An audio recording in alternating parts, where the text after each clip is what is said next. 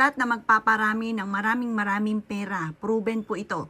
Ito, ituturo ko sa inyo mga bossing ko ha. Magbabad ka lamang po ng bawang na walang balat sa isang basong tubig.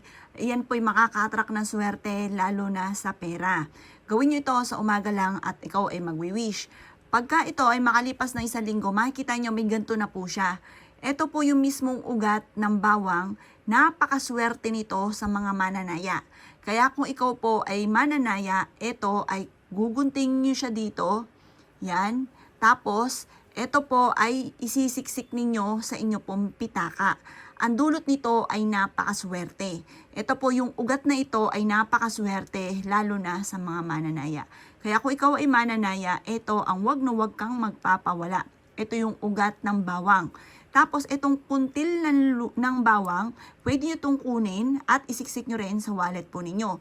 Ang dulot po niyan ay napakaswerte. Kung hindi nyo pa ito nagagawa sa pamamagitan ng ugat ng bawang at ganoon din ang kuntil ng bawang, gawin nyo na po ito. Ito po isa sa mga sikreto upang sa ganon makatama po kayo. Kayo mismo maa-amaze dahil magsusunod-sunod ang mga blessing na darating po sa buhay ninyo. Kayo mismo matutuwa dahil kayo mismo ay maraming mga hindi inaasahan na maraming pera. Kayo mismo ay makakatama. Or kaya po sa inyo po negosyo, kayo po ay magkakaroon ng araw-araw na malaking benta. Lagi kang dadalhin po nito kung saan lagi ikaw ay magkakaroon ng maraming pera. Proven po ito. Pag ginawa nyo po ito, kailangan sikreto lamang. Kasi nauudlot minsan ng swerte kapag napagsasabi nyo na kaagad nang hindi pa nangyayari yung swerte. Kaya kailangan, para hindi maudlot, isisikreto nyo na lamang po siya. Ito po ay lagi nyo aayudahan na magkakaroon ako ng maraming pera. Tuwing umaga, lagi nyo sasabihin po yan, magkakaroon ako ng maraming pera, magkakaroon ako ng maraming pera.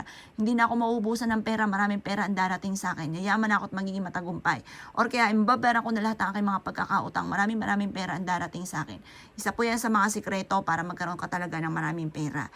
Proven po ito sa pamamagitan ng ugat mga bossing ko ng bawang. Ugat ng bawang ha. Kaya kailangan maglagay ka na po ng pinagbalatan ng bawang sa isang basong tubig at ito po ay hintayin nyo na magkaroon ng ugat. 1 week lang po hintayin ninyo. Makikita nyo po yan ang haba na kaagad ng ugat. Yung ugat po niyan, kukunin nyo at ilalagay sa wallet. Tapos kapag nilagay nyo siya sa wallet, sabihin nyo po, maraming pera ang darating sa akin. Maraming pera ang darating sa akin. Ganon pa mga bossing. Tapos pagising nyo sa umaga, maraming pera ang darating sa akin.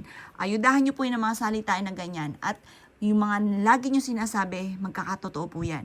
At makakatulong po itong ugat ng bawang upang sa ganon, ang inyong swerte ay nakapako na. Hindi laging aalog-alog. Hindi parang meron ngayon, bukas wala.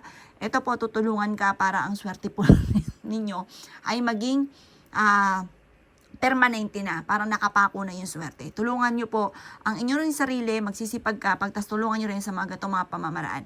Ito po yung kuntil mismo ng bawang, napaka-epektibo rin po niyan, lalo na kung ikaw ay mananaya, negosyante, or pagdating sa usapin ng pera para hindi ka nauubusan. Subukan nyo po ito mga bossing.